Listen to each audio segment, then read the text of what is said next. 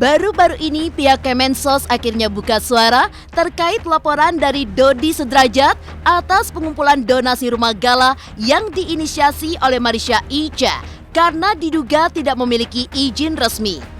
Lantas benarkah akan ada pemanggilan dari pihak Kementerian Sosial untuk Marisha Icha dalam waktu dekat ini? Serta benarkah jika Marisha Icha terbukti bersalah, maka akan ada penyitaan aset, denda administratif, bahkan hingga sanksi pidana. Menanggapi pelaporan Marisha Icha di Kemensos, Haji Faisal pun tampak geram akan sikap dari besannya Dodi Sudrajat yang seolah-olah terus mencari permasalahan yang dibawa ke ranah hukum. Bahkan hingga tega melaporkan Marisha ke Kemensos. Lantas, seperti apakah reaksi Haji Faisal dan juga Marisha Icha tentang pelaporan tersebut? Berlandaskan sakit hati karena merasa tidak dianggap dalam penggalangan donasi untuk gala, membuat Dodi Sudrajat nekat untuk membawa permasalahan ini ke jalur hukum. Lantas, pasal apakah yang akan disangkakan oleh pihak Dodi Sudrajat terhadap Marisha Icha?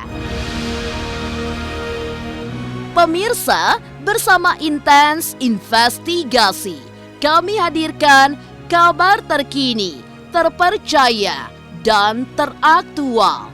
Tetapi sebelumnya, jangan lupa untuk like, subscribe, dan juga share channel YouTube ini.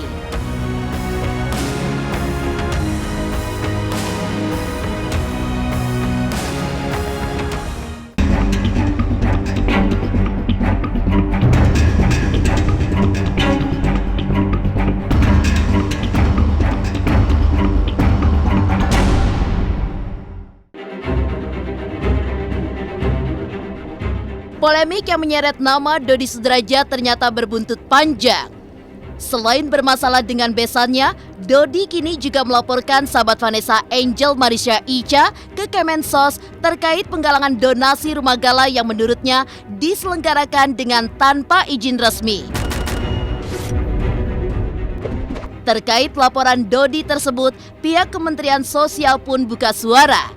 Kabarnya, kini Marisha Icha telah mendapatkan undangan resmi untuk mengklarifikasi dan juga menjelaskan akan donasi rumah gala yang ia selenggarakan.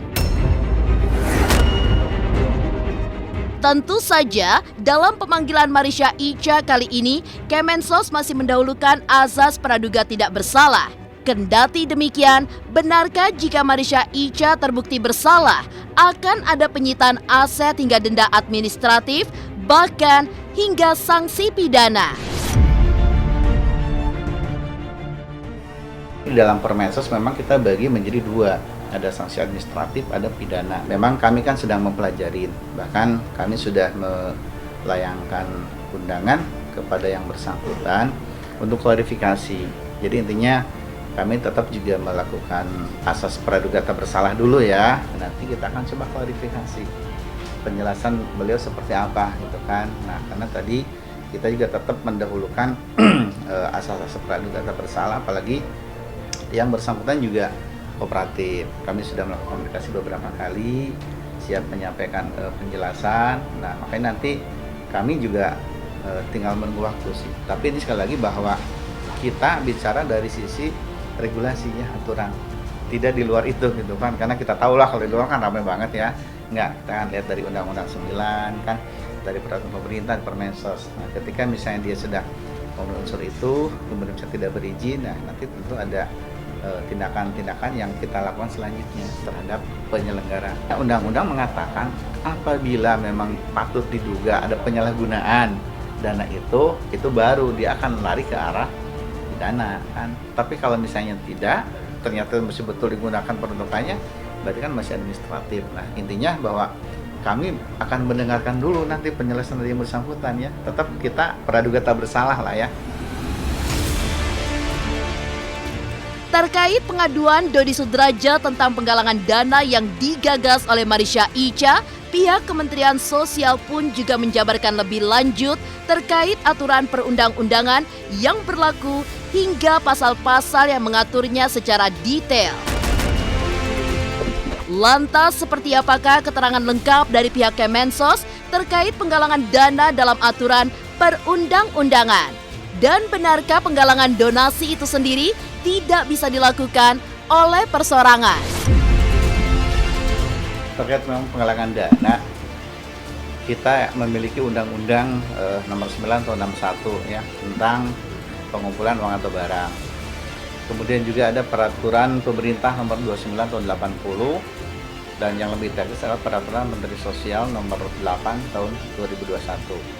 Nah, ini yang menjadi dasar bagi kami dalam membuat regulasi terhadap penyelenggaraan pengumpulan atau barang. Di dalam undang-undang itu disebutkan bahwa untuk menyelenggarakan pengumpulan uang atau barang itu wajib mendapat izin terlebih dahulu dari pejabat yang berwenang, ya.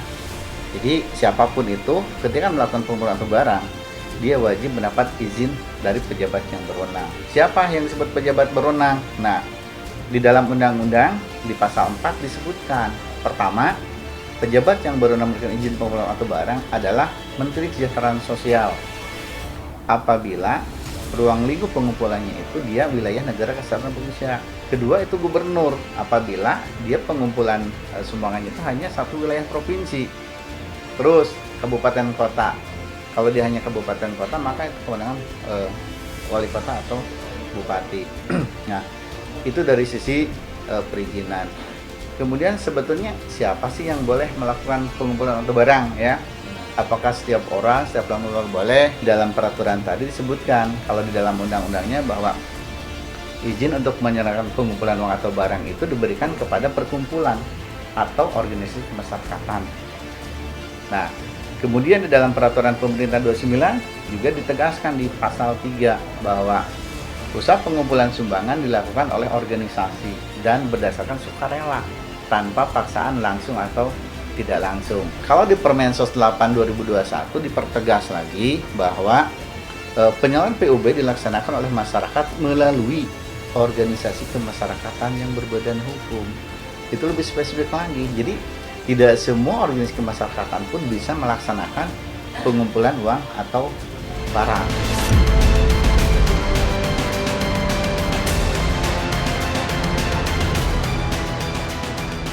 Menanggapi pelaporan Marisha Icha, Haji Faisal pun tampak geram.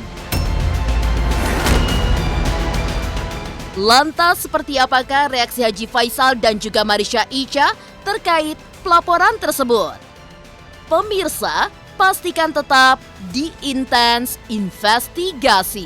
Dan jangan lupa untuk like, subscribe, dan juga share channel YouTube ini.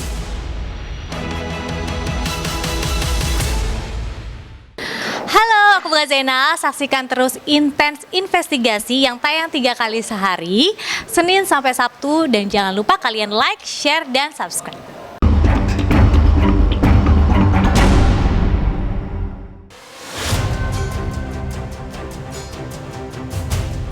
Haji Faisal tampaknya tak bisa lagi menyembunyikan kegeramannya pada Dodi Sudrajat saat mengetahui besannya itu melaporkan Marisha Icha. Haji Faisal pun tak habis pikir dengan Dodi yang seolah terus-menerus mencari masalah yang bisa dibawa ke ranah hukum. Menurutnya, apa yang dilakukan Dodi sungguh tidak pantas karena Marisha Icha melakukan donasi rumah gala hanya demi masa depan cucu sematawayangnya. Kalau menanggapi soal itu, saya sendiri pun juga bingung ya. Kenapa ya? Kok sampai dilakukan? Toh para netizen, para masyarakat kan menyumbang, bersedekah kepada anak yatim piatu. Dari awal saya sudah bilang, agar uang itu jangan sampai masuk ke rekening saya. Salah seorang daripada teman almarhum berinisiatif untuk menyatukan di satu rekening. Ternyata duit itu berjumlah banyak, sehingga inisiatif meningkat menjadi untuk pembelian rumah. Jadi di sini, kalau di situ menurut saya tidak ada suatu kesalahannya. Mereka yang menyumbang, mereka yang mentu ikhlas, tulus ikhlas, mengharapkan ridho dari Allah, tentu berharap kebaikan. Tapi kok ada pihak-pihak yang tidak merasa senang dan merasa tidak menerima dengan mencari-cari sesuatu yang bisa dibawa ke hukum. Bagi saya itulah kurang tepat. Kenapa? Karena masyarakat menilai, netizen menilai. Apa kata masyarakat? Kami rela kok. Apa Anda ikut nggak Anda di dalam itu, kan begitu ya? Kami rela, kami ikhlas, kami memberi anak yatim, kami mengharap ridha Allah, kan begitu ya? Tak lain pada itu. Tapi kenapa ada pihak-pihak yang tidak senang? Nah, Allahu a'lam apa mereka ini ikut menyumbang, ikut bersedekah di situ atau apa, saya tidak mengerti. Ini sesuatu yang menurut saya tidak pantas.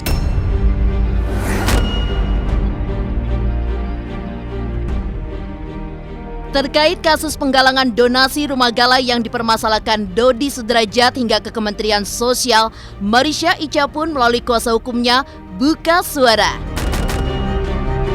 Sang kuasa hukum pun juga menjelaskan dengan lantang dan tegas bahwa apapun yang terjadi, Marisha Icha akan siap menghadapi proses hukum yang berlaku di Kemensos. Lebih lanjut, pihak Marisha Icha pun juga mengaku siap untuk memenuhi panggilan dari Kementerian Sosial sesuai dengan aturan yang berlaku. Jadi kita sifatnya klarifikasi ke sana. Nanti sifatnya mengenai izin atau tidak izin itu nanti kita sampaikan di Kementerian Sosial. Kita lihat nanti bagaimana prosesnya di Kementerian Sosial. Mengenai izin tidak ada izin, saya belum bisa sampaikan di sini. Gak apa-apa, kan setiap warga negara mungkin berhak buat laporan, tapi kan nanti yang menentukan pihak dari kepolisian. Gak gimana-gimana sih, karena aku melakukan sesuatu yang memang bukan hanya aku yang melakukan gitu. Banyak sekali donasi-donasi yang dibuat, bencana alam, terus artis yang mungkin buat donasi juga buat artis lainnya, sesama teman, sesama sahabat membuatkan donasi yang dimana mungkin alhamdulillah donasinya Masya Allah gitu melalui aku, tapi tujuannya adalah hasilnya luar biasa. Dalam waktu 2 minggu kita bisa beli rumah buat gala, itu kan sebenarnya kembali lagi ke rezeki ya. Kalau izin kan pihak keluarga aku izin, karena aku gak dekat sama Pak Dodi, jadi aku izin melalui keluarganya Vanessa yang lain. Siapa itu Kak kalau boleh tahu, bibinya atau Sama Cynthia. Cynthia. Masih ada bukti chat kok. Gak nyesel sama sekali, Mbak. Masya Allah, malahan banyak kebahagiaan, keberkahan di balik ini semua. Merasa tak dianggap dalam penggalangan donasi rumah untuk gala, Dodi pun terus berjuang dalam mencari keadilan. Lantas, pasal-pasal apa sajakah yang akan disangkakan pada Marisha Icha? Pemirsa Intens Investigasi, jangan lupa untuk like, subscribe, dan juga share channel YouTube ini. Halo, saya Chico Jericho. Saksikan terus Intens Investigasi yang tayang 3 kali sehari, Senin sampai Sabtu. Jangan lupa like, share, dan subscribe.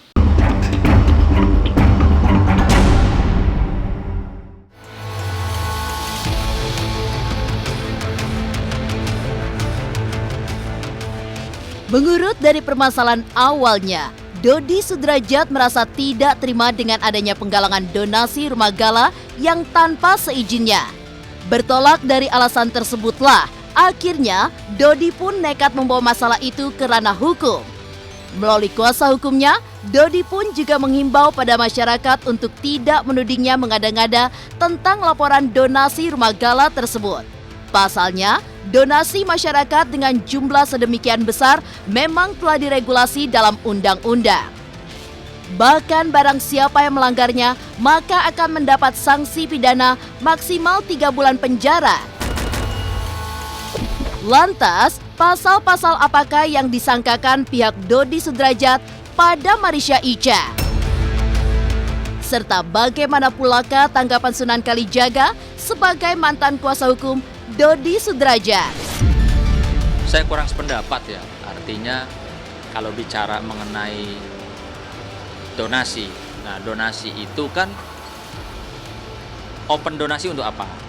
Kalau open donasinya untuk sesuatu ya atau untuk rumah, dan ketika terkumpul donasinya dibelikan rumah, saya rasa itu tidak ada salahnya. Yang akan menjadi salah ketika open donasi itu untuk rumah, untuk gala, tapi dibelikannya mobil ya, walaupun itu untuk gala. Artinya tidak bersesuaian dengan apa yang di awal diniatkan atau di open donasi itu sendiri untuk apa niat awalnya. Jadi saya rasa kalau memang selama itu jalurnya benar, ya nggak ada masalah. Terkait dengan donasi itu sendiri ada undang-undangnya. Ada undang-undang nomor 9 tahun 61, kemudian ada peraturan pemerintah nomor 29 tahun 80, kemudian ada peraturan Menteri Sosial nomor 8 tahun 2021. Itu sangat jelas sekali menjelaskan bahwa yang terkait dengan donasi seperti yang saat ini itu wajib harus ada izin. Izin dari Menteri Sosial, karena ini berkaitan dengan donasi dari seluruh masyarakat Indonesia. Maka wajib, karena itu ada sanksi pidananya. Sanksi pidana itu 3 bulan kurungan. Nah, ini yang juga perlu kami sampaikan, sehingga jangan sampai ada pihak-pihak merasa bahwa seolah-olah kami cuma hanya mengada-ada. Saran daripada klien kami adalah meminta ketegasan daripada pihak Kementerian Sosial agar bertindak cepat, bertindak tegas, agar apa yang kemudian saat ini menjadi pergunjingan di publik itu agar segera dapat teratasi dan segera dapat terselesaikan. Kemarin membaca rilis yang dikeluarkan oleh Kementerian Sosial, itu yang saya baca bahwasanya belum terdaftar. Yang kami ketahui dari awal itu penggalangan dana ini atas nama pribadi. Bahkan kami duga dari uang yang disimpan di rekening itu sempat juga dipindahkan ke rekening yang lain lagi secara pribadi. Setelah itu baru masuk ke yayasan yang kemudian hingga saat ini yang kami ketahui, mudah-mudahan kami tidak salah, bahwa belum memiliki izin dari Kementerian Sosial.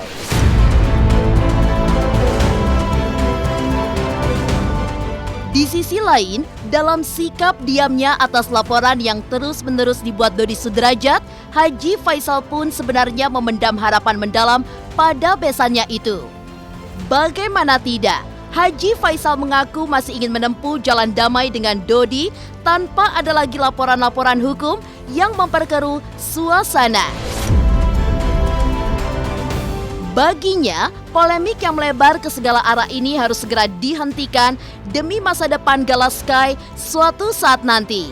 Bahkan dengan sungguh-sungguh, ayah Bibi Andriansyah itu pun juga mengungkapkan keinginannya agar Dodi Sudrajat bersedia untuk mengasuh Gala Sky bersama-sama dengan dirinya. Sudahlah polemik ini sama besan saya itu, udahlah. Kita selesaikan aja lah. Nggak usah lah, lapor-lapor apa juga lagi yang mau dilapor-lapor. Nggak ada di situ yang apa yang fatal-fatal di situ. Nggak ada. Nanti bisa berbalik lagi laporan itu, kacau kan. Kan saya banyak dorong dari belakang nih, mau berbalik. Saya nggak mau. Banyak yang menekan saya, Pak, ini ada peluang nih lapor-lapor. Enggak, saya nggak mau. Saya ingin punya besan. Saya ingin juga si Gala ini punya kakek 2. Kenapa? Kalau pendek umurnya 1 masih ada 1 lagi. Nah itu, jadi saya nggak mau saya lapor-lapor. Nggak mau saya terlalu jauh. Tapi kalau berjuang lewat pengadilan, oke. Kalau mau secara damai, mantap banget. Ya, mengapa jauh banget kemana-mana ya, ini diangkat, ini di itu. Nggak perlulah, udahlah. Saya berharap sama Pak Dodi, mudah-mudahan dia dengar, udah selesai semua ini. Nanti kalau anak sudah di atas nama balita, kalau dia mau, Pak Ji, saya pinjam si Gala untuk umpamanya seminggu, 2 minggu, bawa. Saya mau bawa ke Malang, bawa. Nah, tapi kalau sebelum 5 tahun, memang anak ini dibawa-bawa kadang-kadang pertumbuhannya terganggu. Kalau Pak Dodi mau mendengarkan saya, ya alhamdulillah. Tapi kalau enggak, ya toh bagaimana juga saya mau ngotot-ngotot banget juga nggak didengar, ya percuma juga kan.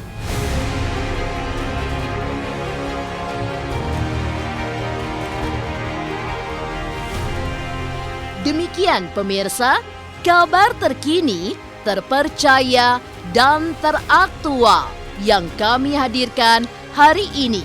Saksikan terus Intens Investigasi setiap hari Senin sampai dengan Sabtu yang tayang 3 kali sehari, pagi, siang, dan malam hanya di YouTube channel.